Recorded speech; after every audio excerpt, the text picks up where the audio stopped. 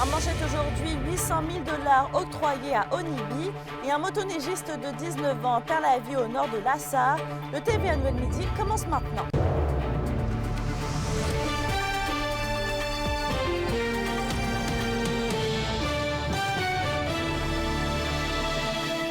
Bon lundi midi tout le monde et bienvenue au TVA Nouvelles.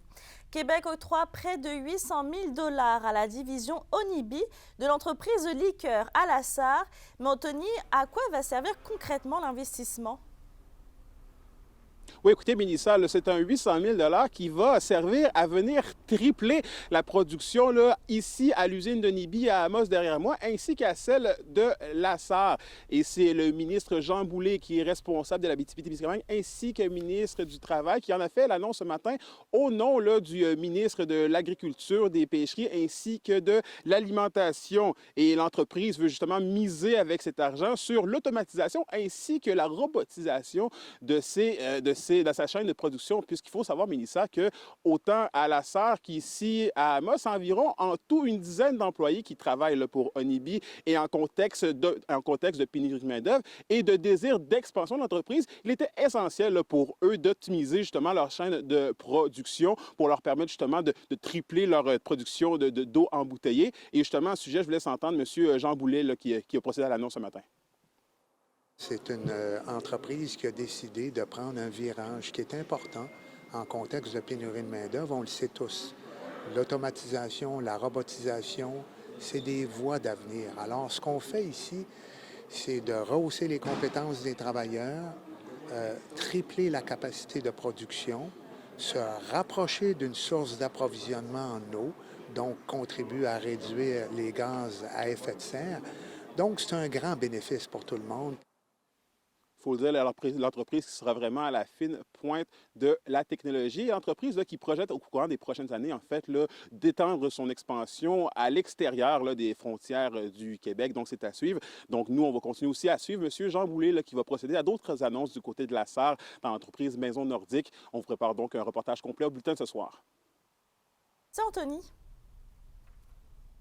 La question du jour TVA, une présentation de Mobilier Bélan qui vous offre depuis plus de 50 ans un service de qualité et un grand choix de matelas, mobilier, électro au prix compétitif que vous recherchez. À la question du jour, on vous demande, trouvez-vous que le gouvernement du Québec soutient assez les entreprises de la région?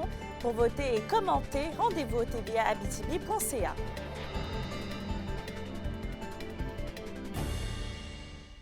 Bon, on va parler maintenant d'une bien triste nouvelle. Un homme de 19 ans est décédé dans un accident de motoneige samedi soir dans le secteur de Villebois à la baie James, donc qui est au nord de Lassar. L'autre passager a subi des blessures importantes, mais on ne craindrait pas pour sa vie selon la Sûreté du Québec. Une sortie de route serait à l'origine de l'accident et les deux personnes impliquées ne portaient pas de casque au moment des faits. Les policiers ont été appelés vers 23h30 pour se rendre sur la route des Conquérants et un policier spécialisé en enquête collision s'est rendu sur place pour éclaircir les événements. Sur un autre sujet, le centre de crise de Malartic Besoin d'aide 24/7 annonce sur ses réseaux sociaux qu'il va ouvrir ses portes au printemps prochain. La date officielle va être dévoilée prochainement et on rappelle que l'organisme a pour but de faire de la prévention du suicide à travers de la sensibilisation et de l'intervention partout dans la région.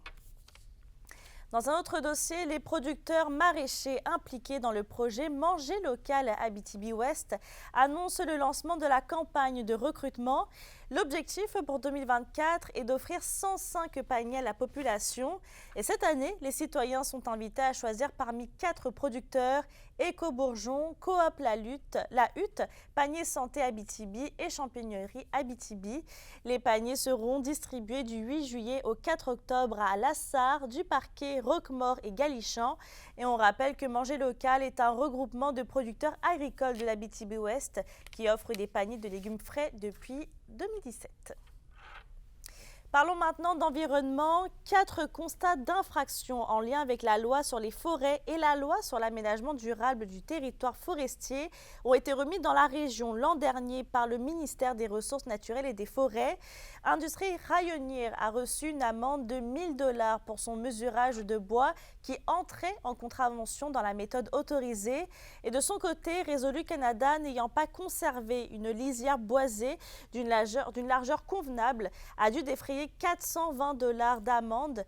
Les 2 autres contraventions concernent des citoyens qui n'ont pas avisé le ministre avant d'entamer des travaux de réfection d'un chemin. Dans le monde municipal, la démission de la mairesse de Gatineau, François Bellil, la semaine dernière, a suscité une onde de choc dans le milieu politique. Mais est-ce qu'un climat toxique règne en ce moment dans le monde municipal? Eh bien, c'est la question que Kémilia Laliberté a posée à certains élus de la région.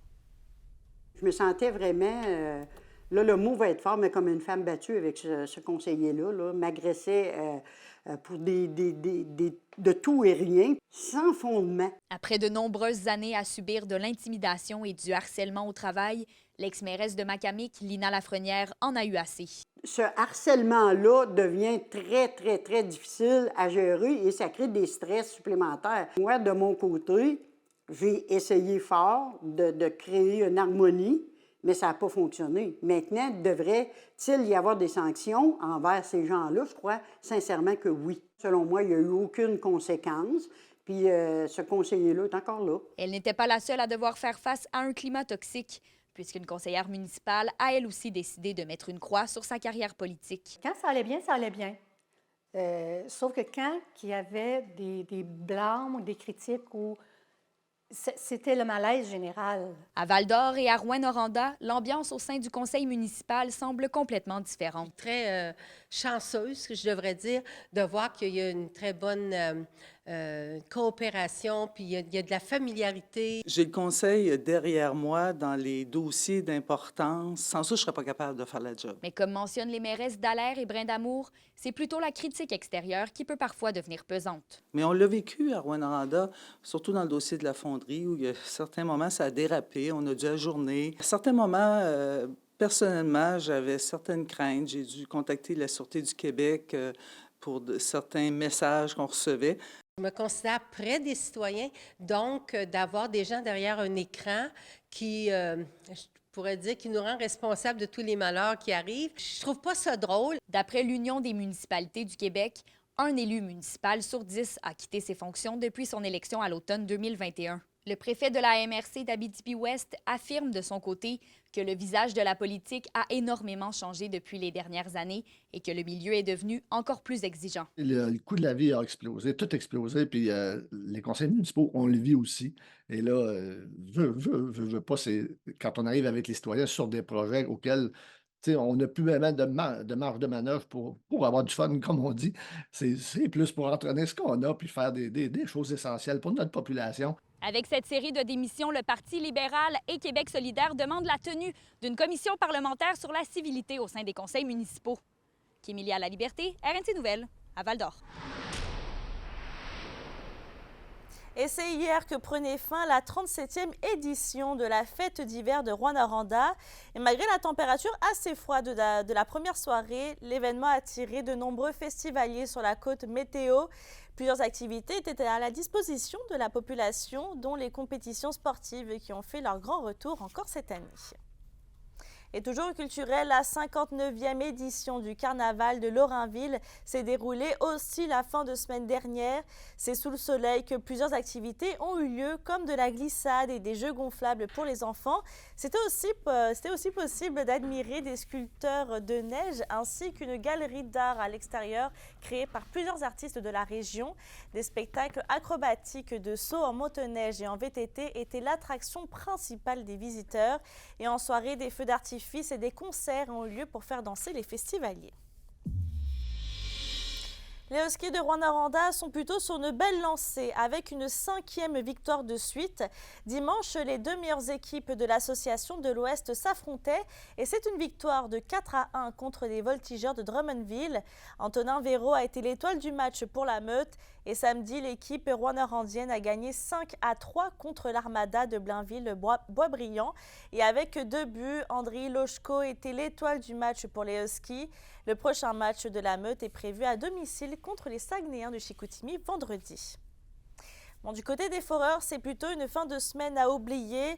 Dimanche, l'Armada de Blainville-Boisbriand l'a remporté au score de 4-1 et le seul but du Vert et Or a été marqué par Philippe Veilleux.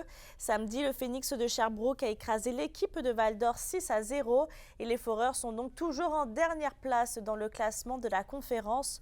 Le prochain match est prévu ce jeudi à 19h contre les Cataractes de Shawinigan au Centre Gervais. Et toujours dans le monde du hockey, les Forestiers d'Amos ont remporté un duel assez serré contre l'Intrépide de Gatineau en prolongation au pointage de 2-1 samedi dernier.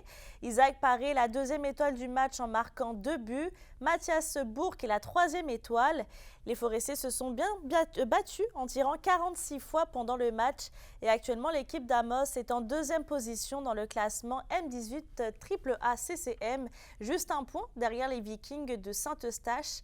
Les Forestiers affronteront le Rousseau Royal en demi-finale de la division CCM dès le 6 mars. Bon, on change de discipline. On va parler du triathlon d'hiver CEMAC Tyson qui s'est déroulé la fin de semaine dernière à la forêt récréative de Val-d'Or. Toutes les épreuves de raquettes, patins et ski de fond ont eu lieu, sauf le mini-triathlon pour les jeunes qui a été annulé en raison du froid samedi matin. Et au total, c'est près de 157 personnes qui ont participé à cette 12e édition. Et à la météo, on a un bulletin spécial mardi et mercredi puisqu'on aura un cocktail météo avec de la pluie, du grésil ou encore de la neige. Sinon, pour aujourd'hui, on aura un beau soleil sur tous les secteurs avec une alternance de nuages au nord. Et en Abitibi, on aura aussi un 40% de probabilité d'averse de neige tôt cet après-midi. Il va faire un maximum de -3 degrés. Et pour ce soir et cette nuit, on aura de la neige dans la région. Au nord, des averses de neige sont aussi attendues. Il va faire un minimum de -1 et 4 degrés.